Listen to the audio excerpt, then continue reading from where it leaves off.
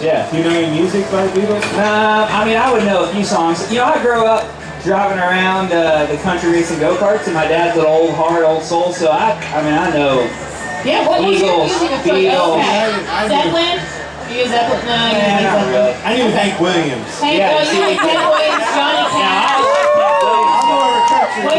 Waylon Jennings. Yes. Yes. I grew up in the concrete jungle, so I don't have much country. Where? In Phoenix, man, there is no jungle. I grew up in a desert. Yeah, there's no farming. I mean, the only thing there is cotton and heat. I feel like that's telling on yourself. He's got a GoPro on his head. That would be very dangerous if I had one of those. Right. It'd be terrible bad. Right now we're taking fan questions, and so obviously we've got Michael and Clint up here.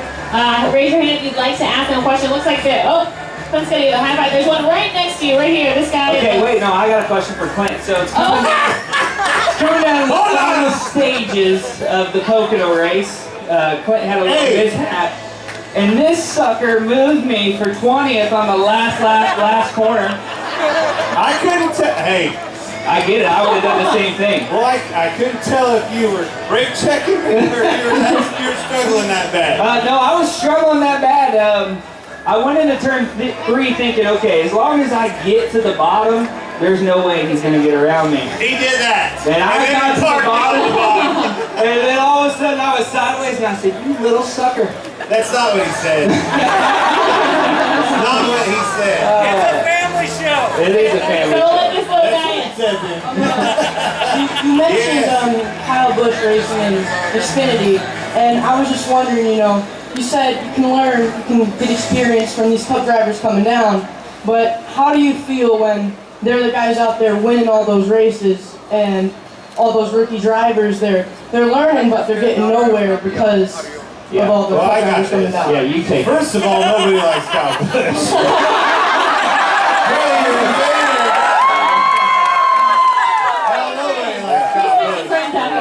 Now that we got that out of the way, we both came up through the Xfinity Series, and we both learned from guys. I learned from guys. I had Kevin Harvick as my teammate coming up through, and I had to be on a racetrack with him every single time. Back then, he literally won every single Xfinity race. Kyle Busch was in those same races. He learned from Kevin Harvick, guys before Kevin Harvick, Mark Martin and things like that. That's always been the stepping stones of the sport. So it's very important that you have to have that. Do they rob your limelight? Yes. But if you are good enough to finally beat them and contend with them, guess what? You're a NASCAR Cup star. And those are Joey Logano's, those are Kyle Busch's, those are Martin Truex has won a championship. I won a championship. All those guys that were racing alongside those Cup guys and still are able to win that championship are Cup drivers today that have been around a long time. So yes, you have to get your butt whooped to be good in life. I don't care if it's a track meet, softball team, a t-ball team, you've got to get your butt whooped to succeed. There is no participation point in life. You've got to be able to learn from your mistakes, learn from guys that are better than you, and kick their tails when you get older. That's how life works. Question right here from this young lady. Have you ever got first place? Have I ever gone first place?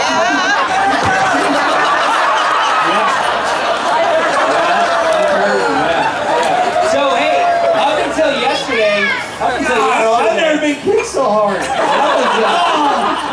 I was the last driver to win in an RCR car until yesterday. He was the last guy to win in an RCR I saw Richard this morning and I said, man, I'm happy for you, but that is a sad stat that I was your last win. I mean, that's terrible.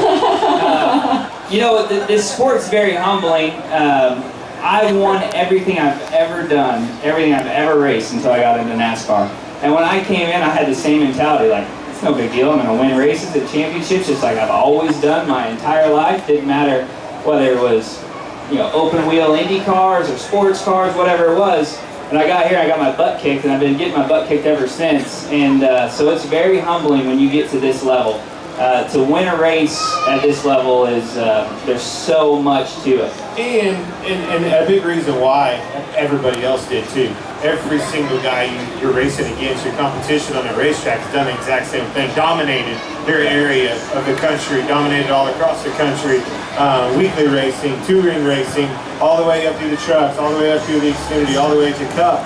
Those stepping stones are there for younger racers, and every younger racer that are out there kicking everybody's tail today. Harrison Burton, my old teammate Jeff Burton, longtime friends, I've known him for a long time since he was a little turd. I've watched this kid dominate, I mean dominate all across the country, and now he gets to the trucks and things like that, and it's like, oh, what was that? Yeah. That was a butt whooping. And those butt whoopings are what you learn from.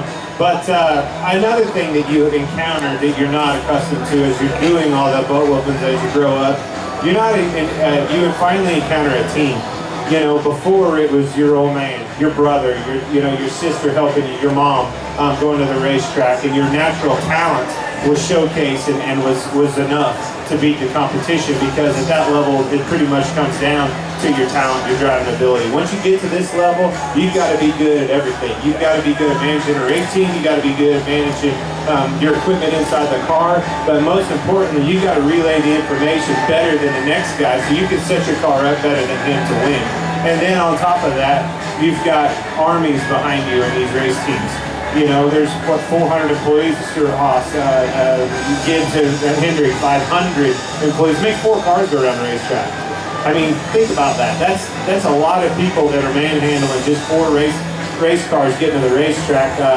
And then all of a sudden you might be in a team like I was a couple years ago, you got 20 people trying to compete with those 400. Yeah. It ain't gonna happen. So there's a lot of different recipes that are on the racetrack today for you guys. Question right here. Yeah, what do you guys think about going to the new Mustang next year? Ooh.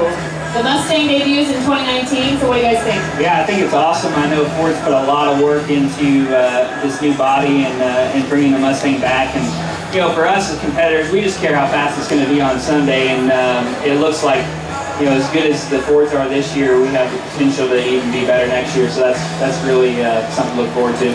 Here's the thing: we all ended up where we're at because somebody didn't have a sports car. I mean, let's face it, there's a Camaro out there, the almighty Mustang's been there forever, legendary names, and then you've got a Camry. So what are we going to do about this? So, we end up racing a bunch of rental cars for the last few years. By the way. And now, we're finally going to get back to putting performance vehicles on the racetrack for you guys. Yes. When you're looking at a Ford dealership and you see a Fusion next to a Mustang, what do you want to get in and see what it's got? You're going to put your wife in a Fusion and you're going to get in a Mustang. We'll take the boys and see what she's got. That's racing.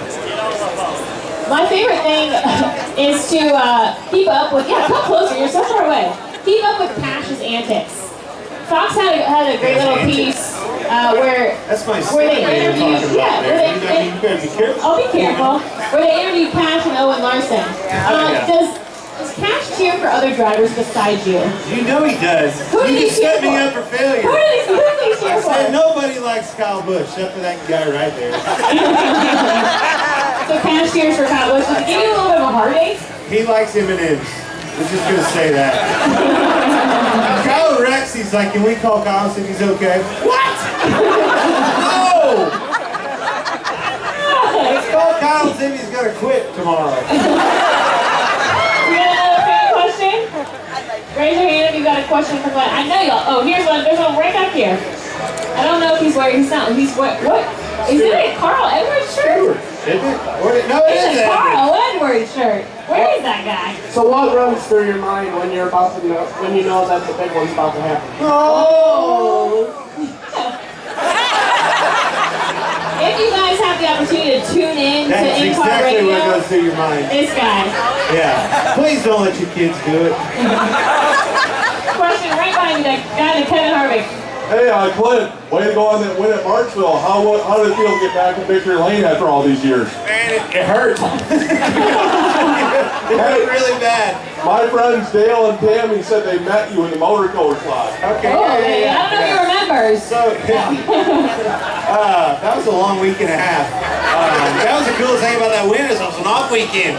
So it wasn't just 2 or 3 days we got to go back to work. It was like a week and a half. And we went to the Bahamas in between that, and it was terrible bad. But it was so much fun. to be able to live that, I mean, I've been in victory lane and I've done it all selfishly with myself, you know. But now you got a family, now you got those 2 kids. Cash every single, him and Kyle Larson's boy Owen are really close friends because our wives are, and you know, Owen and Gwen would be in victory lane. He was like, you come home and be like, Dad, when can we go to victory lane? So to finally get him in victory lane and get our picture and get him the checkered flag that he always saw Owen getting was pretty special, pretty cool. Oh, tears in your heartstrings. He's got more damn questions than. He does. What's your next one? And he's going What's your next one?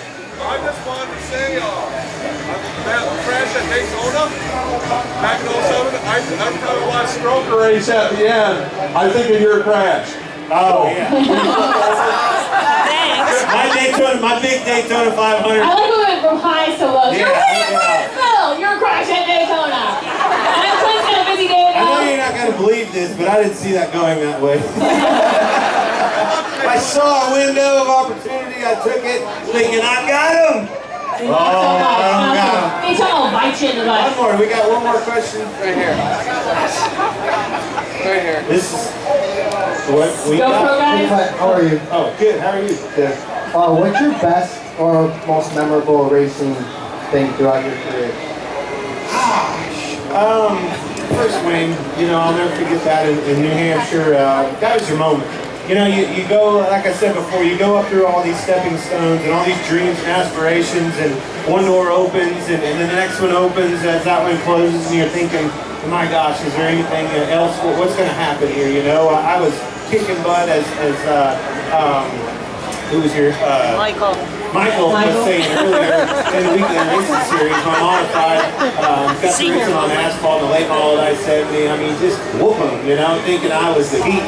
And then all of a sudden your career path's kind of like, uh-oh, there's not a door opening. Where do we go from here, you know? And got an opportunity to race ARCA, went to Nashville and almost won that race and had a really awesome showing, but that was like literally everything we had in our bank account to run that race.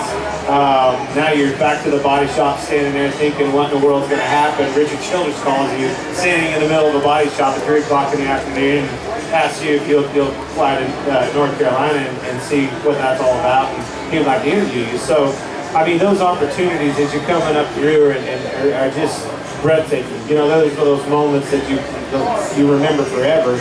And then fast forward to New Hampshire, you're standing there in victory lane at the cup level. Jeff Gordon, all your heroes. I mean, they're literally everybody. Jimmy Johnson, Kevin Harvick that brought me in and helped me so much as I got going, you know, with RCR and my early stages of my cup career. I finally beat him. You know, and now your dad, your old man that helped you all those years, your mom, your brothers, both brothers, my whole family was sitting there in victory lane. You're like, this is it. This is what we worked our whole lives for. So that's something we'll never forget. Well, Clint, we appreciate your time today. Give it up for the driver. Hey, how about them Fords? The best today.